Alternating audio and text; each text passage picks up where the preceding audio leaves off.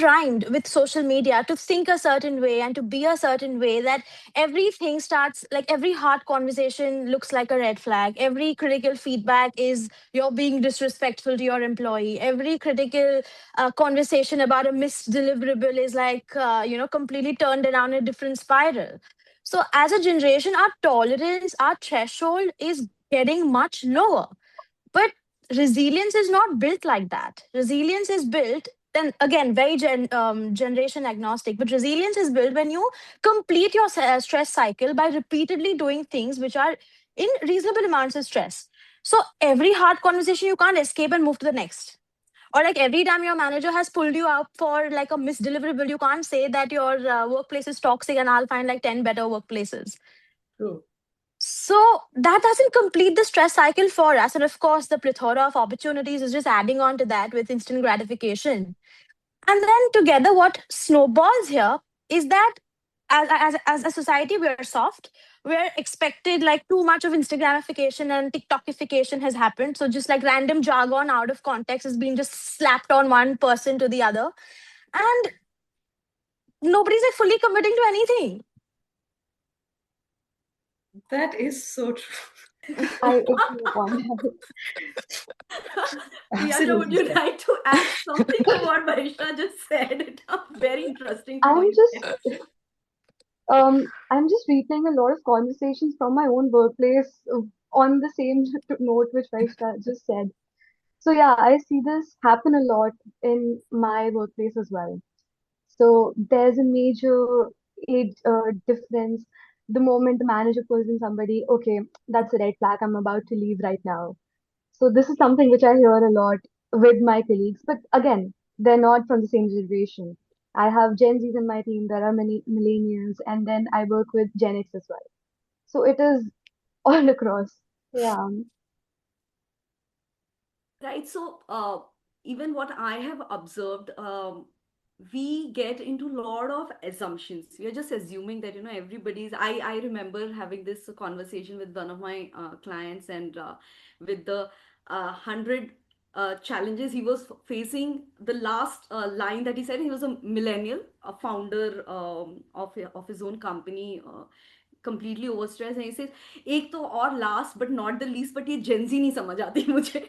So that is how he started. And I said, what about Gen Z? He said, I have this, the entire, all the new joinees that we have are actually Gen Zs. And he started counting them that, this person has this issue, that person. And then suddenly he goes on to a few more people and says, no, but just hold on. I don't have this problem with these ladies. They are hustling, they are doing all the deadlines. So then, when he actually started reflecting, and that was the question to him, that, are you facing this all across? When you say that, okay, fine, Gen Z is a certain kind and you're facing this issue with them, is your entire Gen Z workforce the same? And when he actually started to look into his own workforce, and he realized, no, some of them are like really good. And and I think if I would have asked him this particular question for across all the generations that are working with him, he would come out, with similar understanding of them, that some of them are of a certain kind, some of them, but maybe generalization is not the way to go about it. So I do feel that we really cannot generalize, and right now I think generalization is a very, very big problem. Yeah, Vahishta. Another thing to add to what you're saying, about this whole generalization thing is the former generation. I'm not going to label a specific one, but the former generation, they expect the younger ones to also go through the same things and normalize the same things that they have in their workplace. And it is considered as a badge of honor. And while like going the hard way and taking the long road for like processes, for like products, for like work tasks, all of that is fine. But there are a lot of other things which the former generations have normalized, which otherwise shouldn't be. So when there is an outlier who comes into the organization, when there's another person who comes into the organization and does not see it as normal, then that person is tagged as the outlier. So uh, I think one thing that I've definitely seen is that, we were this generation, at least the new employees, they really expect you to walk the talk. So when I came into the corporate, yeah, we used to say the same thing. And let me tell you, Gen Z is not the original propagator of mental health and mental well-being. It was us. Exactly. It started with us, right? So we were definitely thinking about it. We definitely were. But yeah, right. There were a few. We went overboard with a lot of things. That is something that happened. And I think, yeah, the expectation, because see, one, we have to understand that our workplaces right now are designed um, by a generation of millennials and Gen X. Gen Z just started coming into. So things will happen. There, of course, the cage is already rattling. We are seeing people are falling all around because the cage is rattling. But I think it would take some time uh, and even with the Gen Zs, I think Vahishta, you put in some great points there about the generations getting softer without being, with every. I think that has a lot to do with the kind of upbringing and options that this particular generation has had. Absolutely. I was Absolutely. not as privileged. I mean, I remember going through my school, my college rigor, my CA exams, thinking, oh, I need to uh, pass and I need to work and I need to, support myself. Uh, I don't think that, my cousins who are Gen Zs, my child who's actually Gen Alpha, would ever have that sort of a pressure on him, where he's like, okay, I need to complete this and I need to, because otherwise nobody will support me here, that I need to support myself. I think so that is also something. It's the first privileged generation that Yeah. I would say that. And that is what we are seeing a lot of it. And I think gentle parenting, that was another thing. I think Gen Z's were the first generation that was with whom this whole gentle parenting thing came up. Right. And then millennials started wondering about the generational trauma they had to undergo. And that's why they also call millennials that sandwich generation. We heard from our parents. Our parents were after us and now our kids are uh, after us as well. So yeah, the sandwich generation there. So I think a lot to do with the upbringing, and I think that also is something uh, that needs to be taken cognizance of. But very true. Again want to go back to this point that Bahishta, it's about accountability. Hmm. That is extremely important. uh, See, at workplace has certain realities.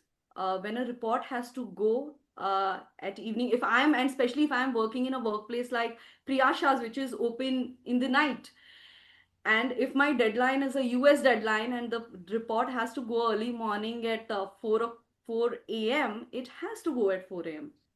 Yeah. So having boundaries is great, but also knowing when you can push a little and blur them for what reason, I think that is also just as important. Every time you can't keep putting that boundary in front of everyone. Right? Because work at the end of the day, it has to get done. I mean, the, Yeah, exactly. all right. So let's move on. Um, the main focus of today's discussion on facilitation. Yeah. Uh, so versus are very conventional methods that we have employed till now, and from our conversation, it's very clear that there has not been a conversation. Mostly, there are no conversations at workplaces around these things, uh, because whenever we go to, I for sure know that these are some kind of programs that even we have been telling clients to do. That get everyone together, let them talk. Um, and so I know that these conversations are not happening. So versus the old method, which was no method at all, just like Shefali said, who will bell the cat? I don't want to bell the cat. True. Okay. How do we see facilitation? Do we actually, first of all, is facilitation a tool that can actually be looked at from a very constructive point of view, where it can be used to bring all the generations together, have a meaningful dialogue, have a respectful dialogue? Do we see facilitation as a tool which can bridge this gap, or maybe, like, bring down the friction that we are seeing? Priyasha, maybe you can start. I feel facilitation is an amazing tool to bridge that gap. The reason being, first thing would everyone would have the safe space to come and talk about how they would like to work, what they are feeling, and all of that. And along with that, facilitation is not one strict method which is there. It gives everyone the opportunity to actually find out their own way and then come together. So I feel this is something which will actually help all generations come together. And I have seen this in travel when we are traveling with different generations, and each generation has a different way, a different style in which they like to travel and which they like to share what they're feeling. So same goes in a workplace scenario. So that is what I feel. Vahishta? Yes. So by converting, essentially, when we say we how facilitation can bridge this gap, we're essentially saying, like, if we convert our tells into asks, and if we can actually ask all the generations what they need instead of just assuming, and that's how I see this. So in that context, if workplaces don't create spaces for dialogue or for reflection and repair, then no policy or like no particular reform can fix this. So one is the converting the ask into tell, and the second thing is about what all can you ask and what all it needs to be told. Everything, otherwise, everything cannot be facilitated. Everything cannot be driven by the workforce. Then we might have companies that start at 1 a.m. and end at 5 a.m. So that, and also inclusion is not about accommodating every generation. It's about also making sure that every generation feels understood. So, using facilitation to drive that home and just how people behave, I think that would make it a better place to work.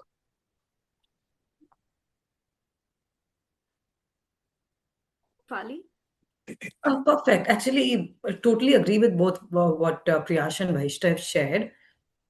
While I think facilitation would definitely be the starting point where everybody can actually come together and at least know that, okay, there is something which is available where they can actually talk it out in very simple terms.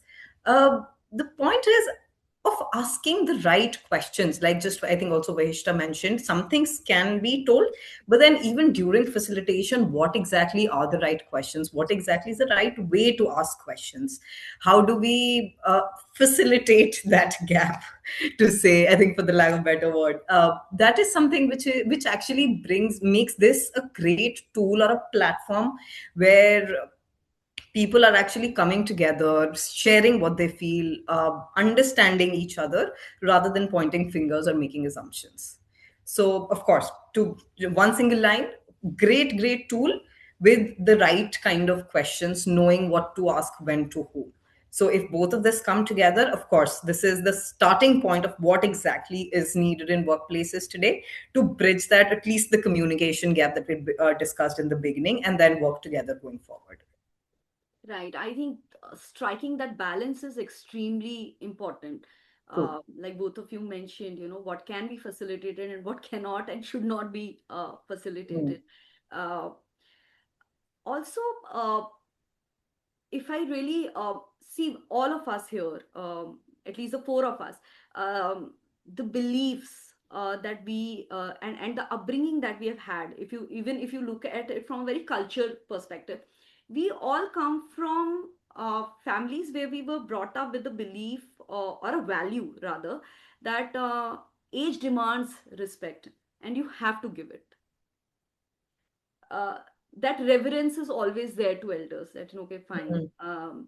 I still remember with my first job, I would call everybody sir, sir, sir, and people would just laugh and they would be like, listen, it is first name basis here, you're not supposed to call anyone sir. And I still remember I was so scandalized by that entire thing, that okay, fine, because I was coming from my internship that I had done was from a smaller city, and we had a sir and ma'am kind of a culture. And from there, and then of course I come from military background where rank and designation and all the protocols, so that is what I had seen. And suddenly I go into corporate and I see this first name thing. Nevertheless, I do see that a lot of these frictions that we are seeing in workplace also happen because of that. Because there's a certain tone here. Even the ask is a challenge, is taken as challenge to that authority, where egos are hurt, and you feel, well, a person from Gen X, or a millennial would feel pretty offended with the way things have been asked. And in a lot of ways, most of the time things are being told. In many cases, Mm. things are just being told, they are not asked. So I think facilitation, or a facilitative conversation as a tool, even in a reverse scenario, is a great tool, because it Mm. see, respect is what it puts in the middle of the entire conversation. True. Listening to the other person with open mind. And I think where a Gen Z, or a millennial, so let me take the focus light away from Gen Z. So even for a millennial, uh, if I have to convince or persuade somebody in Gen X, I would give them that sort of a reference, and I would ask them for an advice instead of telling them, listen, this is what uh, we should do. I would say that, okay, fine, this is the idea that I have. What do you think can be done? And I think Mm. that somewhere puts the ball in their court, and so it is theirs to then answer. So even in case of where there is a struggle, and you go up to your manager, who is probably from a different generation, and you tell the person that, listen, I am facing this, and I have these challenges. How do you think you would take care of these, or how do you think my work can be designed in a way that these challenges can be taken care of? It just changes the whole tone of the conversation that is happening at a workplace, where instead of just going and telling, listen, this is not working for me, I cannot do this, the deadline doesn't work for me. Yes, Vaishta, you are back with a smile. Have you noticed the reverse of this also? Is my question to you, if I may. uh, no, so the reason I put it this way is that it has to go both the ways. Mm. I do see, whenever I'm talking about facilitative conversations at workplaces with my clients, a lot of times this whole thing is um, arrowed and pointed at the fact that, okay, fine, this is how we are supposed to talk to Gen Zs. uh, this will get the ball rolling. Maybe if we don't instruct them, because clearly, when it comes to authority, and I do not know, maybe you people will tell me, is Gen Z really opposed to authority? Like, okay, fine, you cannot tell us what is to be done. No, I think this is one perception about Gen Z which I do not agree with at all. It is just we like to have a proper conversation at the same level, I guess. That, okay, we both respect each other, let's share ideas and then come to a discussion and let's work things out in a specific way. Instead of just telling us one structure, maybe we also would have certain ideas, and then we can build upon those ideas and work on it together. So I think this is one stereotype which is there about Gen Z, that Gen Z will not listen to you at all. Yeah. So I think so that is why most of these conversations that are we are having, even around facilitation, are more to accommodate Gen Z. What I wanted to make a point was, it is not only to accommodate Gen Z, it is to accommodate all generations. True. Vaishya, I wanted to say something. You're not able to unmute yourself. Yeah. Okay, Monica, would you help Vaishta?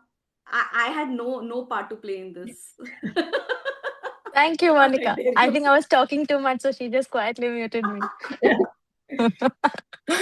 So, yes, the point I was getting at is sometimes I have noticed that the whole flat hierarchy and open door cabin policy was all made to, kind of make communication both ways easier, more respectful, more dignified. But sometimes we also, I've seen the line getting slightly crossed in terms of, because there's no hierarchy per se, and because that whole trauma around seniors and managers is now kind of dying down, that little bit of that little tiny iota of that little shame or that disrespect or that respect or that little bit of gratitude, that little bit of admiration that you had, that otherwise you wouldn't speak to someone if you'd have addressed him as Mr. So and so. I do notice the reverse effect of this also. can you just Explain it a little bit. In the sense that we're noticing equality being confused with equivalence. While the hierarchy would be flat, and while you can go up to your MD and directly give him feedback on a process that you've been working about, or like a person that you've been working on, that is fine. But then there's also a way you'll bring that up, or the way you'll just have comport yourself in front of the MD. So that extra casualness, that extra lax attitude, the way you'll give feedback to like that the titular lines have been blurred, and that's not always in the right sense. Like especially when it goes down to up. I think it also brings us back to the very basic question of workplace etiquette. Values, to say the least, like Yeah. basic ethics and values. Yes. And lack of gratitude, because there's so many opportunities. There's not enough gratitude for the job role that you're here for, the company that you're here for, or the fact that you're just here, like doing certain things, learning certain things. That whole concept is, I think, dying down a lot faster. Whereas the former generations had such a high sense of like respect, dignity, and gratitude for their organization, even though they were completely burnt out and stretched thin by it. Yeah, I think that was also a time when we as a country, if we do not take this whole Gen Z as a global phenomenon or just concentrate on what India was, we were seeing the kind of workplaces that came up after we had IT revolution, and suddenly the after in fact 1992 93 when our economy opened up and we had MNCs coming in, and an entire new culture coming in. We saw a dip in government, people wanting to work with MNCs as opposed to the sarkari naukri that everybody was so crazy about in earlier years. I think a lot of things happened together, the generation coming in, the whole workplace changing. In fact, Indian companies, which were generally considered, very easy to work in, they didn't have that hustle culture, the competition. Everybody was living they were literally living. They were not working in the organization, but literally living there like a family and all. I think we saw all of that change, and there was then that whole pushback from the MNC culture coming in, that okay, now suddenly we have competition, so everything now has to change. So I think a lot of that happened because of that as well, because there were a lot of things happening simultaneously in the country as well. So while clearly we do feel that facilitation is a tool that will ensure inclusion, um, respect, that open mindedness to just at least try and understand everybody. As my last question, and I think this is definitely something that we should spend some time talking about, are the challenges. If it is a great tool, uh, what kind of challenges, why is it not being applied already? That is one thing. But also from because you're all have been dabbling in with facilitation for quite some time, you understand the method and methodology. What challenges do you actually see uh, coming in when it comes to facilitation as an applied method for conversations? uh, Priyasha, you want to if you want to Yes, go.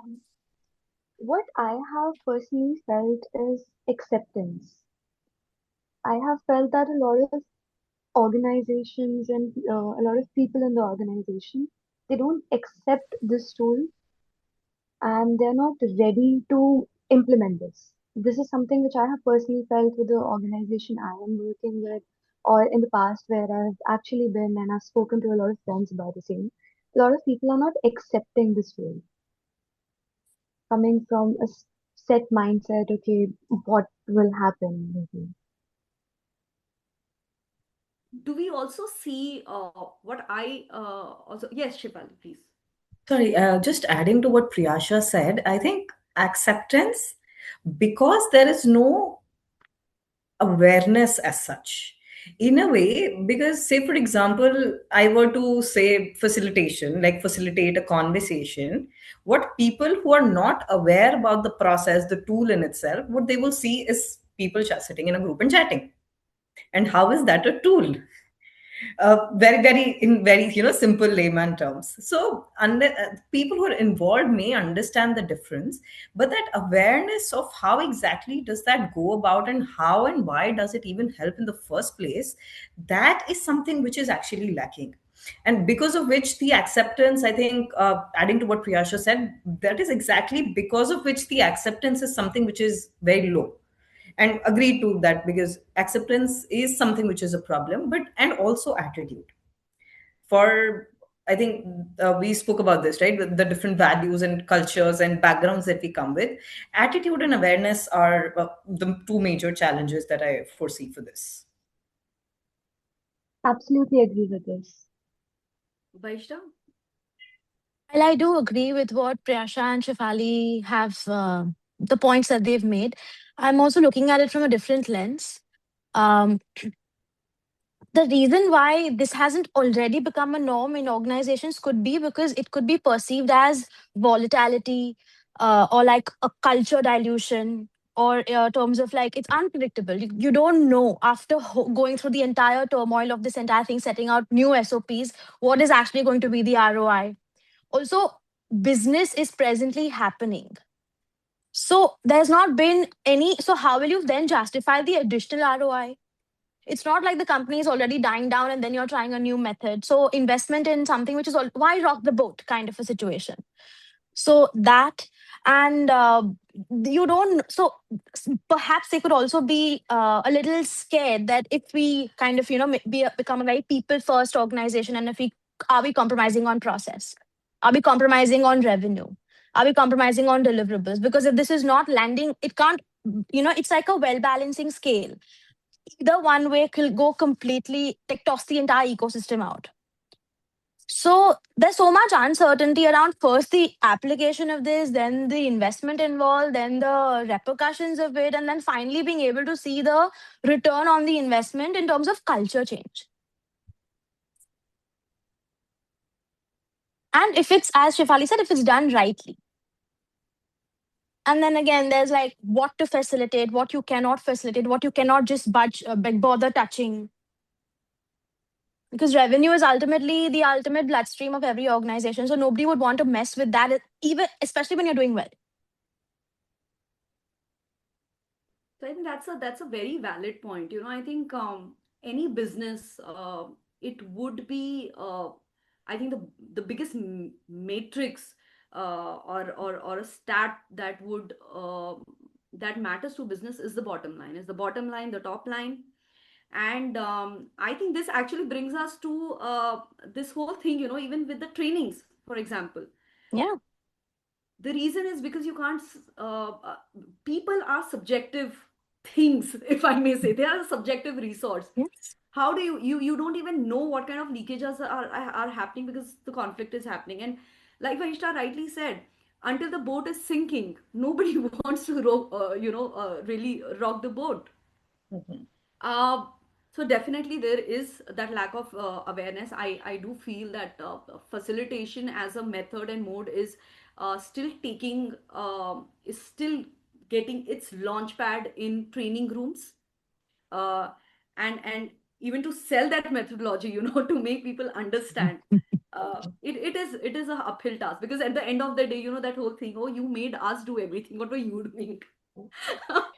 And what So is the ROI? What is the impact? What is the behavior change we are getting from these 3 hours?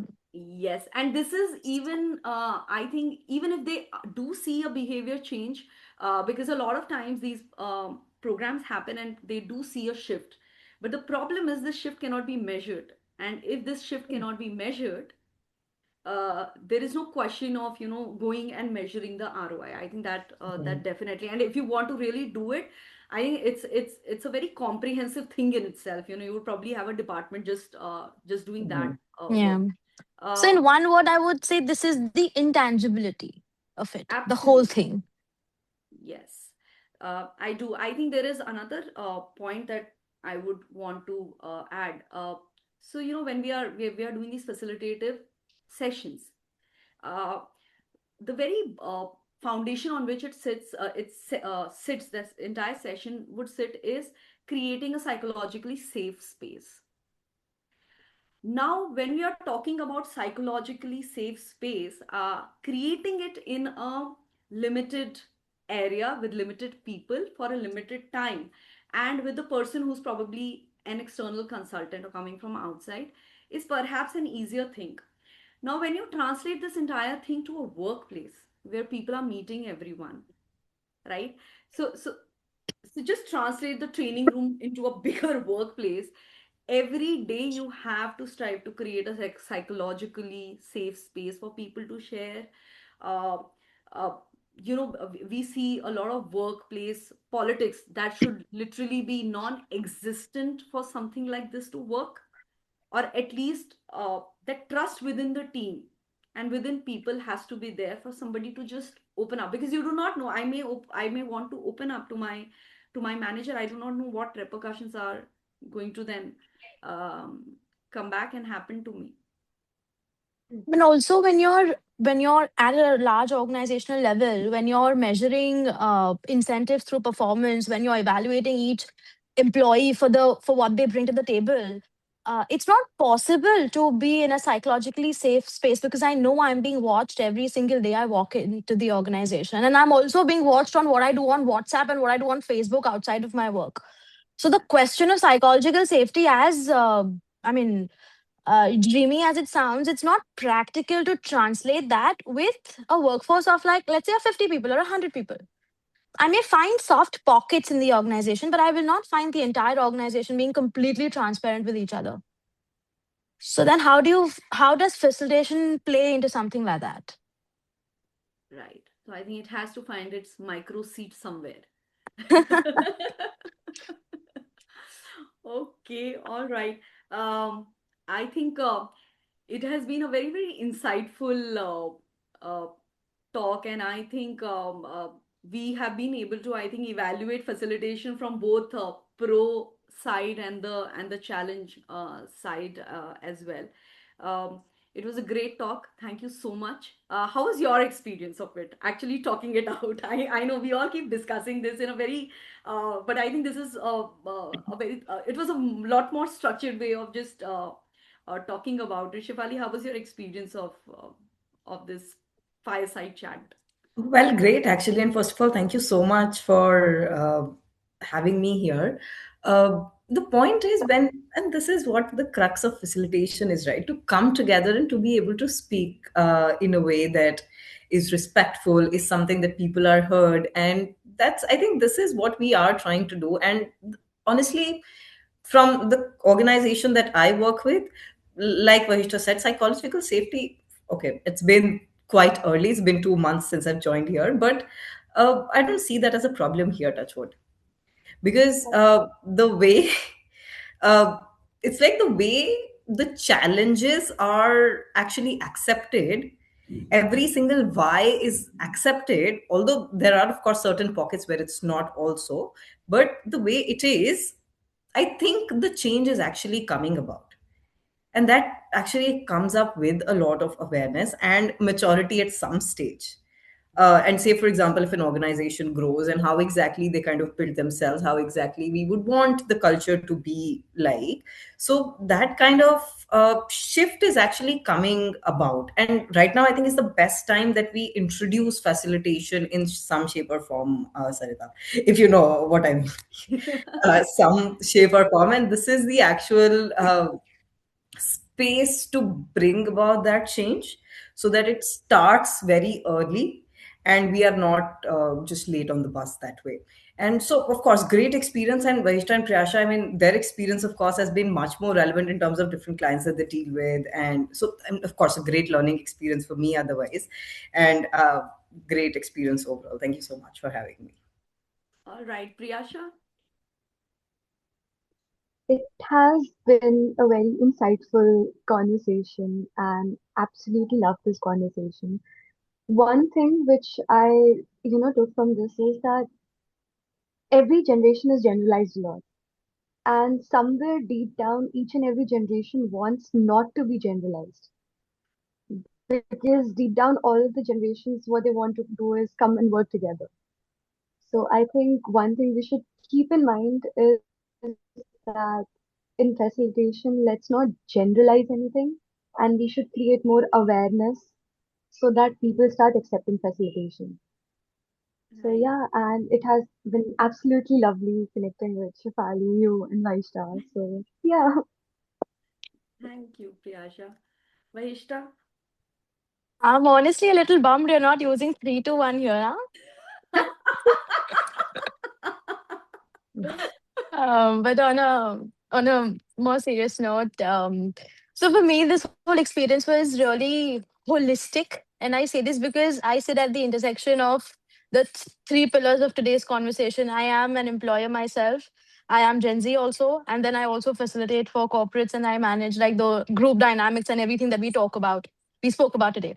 So for me, when I was like prepping for this, I had to like zoom into one lens and then zoom out and then into the other. So I saw like right from ground level to the bird's eye, I was like actually going through every lens. So just so many insights and just so much learning for me. So I was very thrilled to be a part of this. And of course, my panelists made it even more enriching. So thank you for the opportunity and thank you for having me so much. Thank you so much. I want to thank all of you to make time, to having made time for this particular conversation. Something that I had been wanting to have for quite some time because, like I said, every workplace that I enter today, this is one conversation that actually comes up. And I do feel that before the boat gets rocked a little more, the workplaces should take it seriously because clearly the impact will we will see more of negative impact of this kind of friction if it is not taken care of in the right manner, in the right spirit. Just like Shefali said, it has, if facilitation has to come up or these conversations have to come up, it has to be done with an intent, just how any company would do for their with their culture. I also want to thank the wonderful audience. They have been with us throughout this session. Thank you so much for tuning in. Do reach out to us. I will be going through all the chats. I saw people actually putting in some of their experiences and inputs. We are ever thankful for that. Thank you so much also to IAF for giving this wonderful opportunity to get the community together, to get people together to discuss this very critical and very pertinent challenge of our times, which has always been there but more pronounced for us. Right? So, all of you, thank you so much for tuning in, and you all have a great evening. Thank you so much. Thank Thank you. you. true.